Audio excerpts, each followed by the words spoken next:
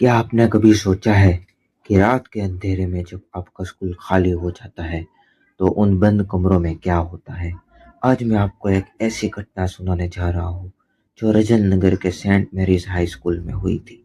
एक ऐसी रात जिसे वहाँ के बच्चे आज भी भुला नहीं पाए। साल था 2019। रजन नगर के सेंट मैरीज हाई स्कूल में एनुअल साइंस एग्जीबिशन की तैयारी चल रही थी। क्लास 10th के 5 दोस्त आर्यन, प्रिया, समीर, नेहा और रोहन अपने प्रोजेक्ट को फिनिश करने के लिए स्कूल में रुक गए थे।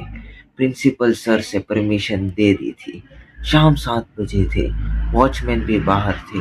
सब कुछ नॉर्मल था जब तक रोहन ने वो नोटिस बोर्ड नहीं देखा। अरे यार, ये कमरा नंबर 13 कहाँ है? रोहन ने पूछा। आर्यन ने हंसते हुए जवाब दिया, यहाँ कोई रूम 13 नहीं है।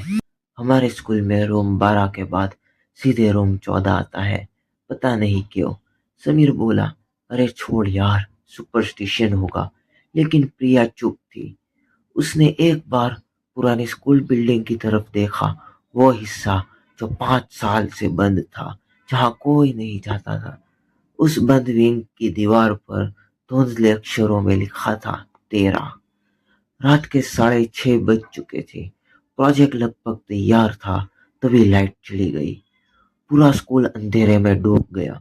नेहा ने अपना फोन निकाला और कहा कि काका को कॉल करते हैं। नो सिग्नल आ रहा था। समीर ने बोला, यार जनरेटर तो पुरानी बिल्डिंग में है, वहां जाना पड़ेगा। सबने एक दूसरे को देखा।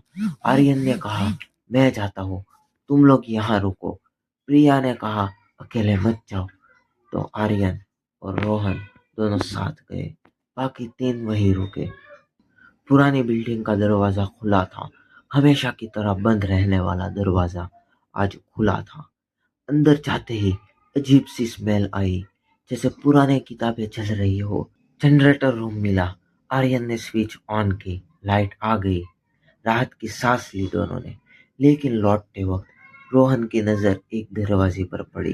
कहा, यार ये कमरा। रोहन धीरे से बोला, छोड़ो रोहन, चलो वापस। आर्यन ने खींचा, लेकिन रोहन का हाथ उस दरवाजे की तरफ बढ़ गया जैसे खुद ब खुद। उसने हैंडल घुमाया। दरवाजा धीरे धीरे खुल गया। अंदर एक पुरानी क्लासरूम थी। मिट्टी भरी बेंचेस, टूटा हुआ ब्लैक बोर्ड और मकड़ी के जाले, और ब्लैक बोर्ड पर चौक से लिखे हुए नाम, दर्जनों नाम। आर्यन फोन की टॉर्च से देखने लगा। अनीता, सुरेश, मीना, विक्रम, सब पुराने नाम। ये क्या? रोहन फुसफुसाया। तभी आर्यन की टॉर्च एक कॉर्नर पर पड़ी। वहां एक पुरानी रजिस्टर रखी थी। School attendance register 1987। उसने उठाया। पेजेस पलटे। लास्ट पेज पर रेड इंक से लिखा था, आज 13 बच्चे स्कूल नहीं आए, वो कभी नहीं आएंगे। इस कमरे को बंद करो हमेशा के लिए। Headmaster R.K. शर्मा, 14 नवंबर 1987। उसके नीचे एक न्यूज़पेपर कटिंग चिपकी थी। Rajan Nagar school bus accident, 13 students missing, search continues. Date 13 November 1987। वो बच्चे कभी नहीं मिले थे। आर्यन का हाथ कांप रहा था। तभी उसकी टॉर्च की रोशनी एक बेंच पर पड़ी। उस बेंच पर अभी ताजा डस्ट नहीं थी, जैसे कोई अभी वहां बैठा था। और उस बेंच पर एक फ्रेश पेंसिल रखी थी, अभी अभी तेज की हुई। रोहन, ये पेंसिल। रोहन कुछ नहीं बोला।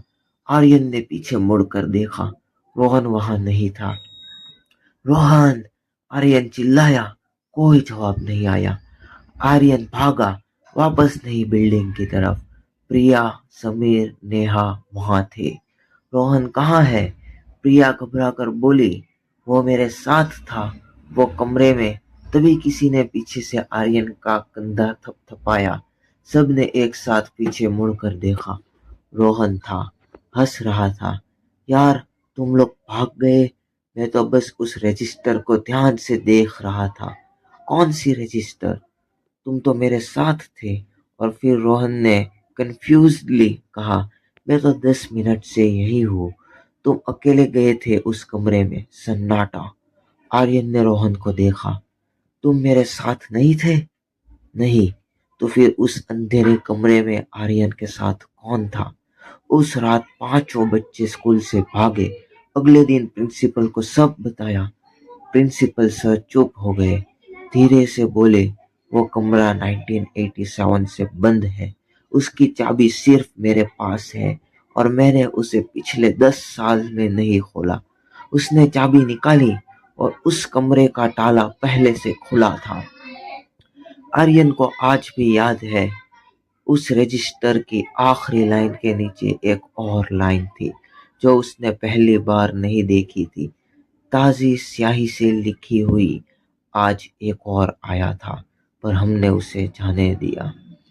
दोस्तों, कभी बंद कमरे में मत जाइए जिसका नंबर मौजूद ही ना हो, क्योंकि कुछ चीज़ें बंद नहीं होती, वो सिर्फ इंतज़ार करती है। अगर ये कहानी आपकी रूह को छू गई हो तो लाइक करो, चैनल को सब्सक्राइब करो और कमेंट में बताओ, क्या आपके स्कूल में भी कोई ऐसा बंद कमरा है?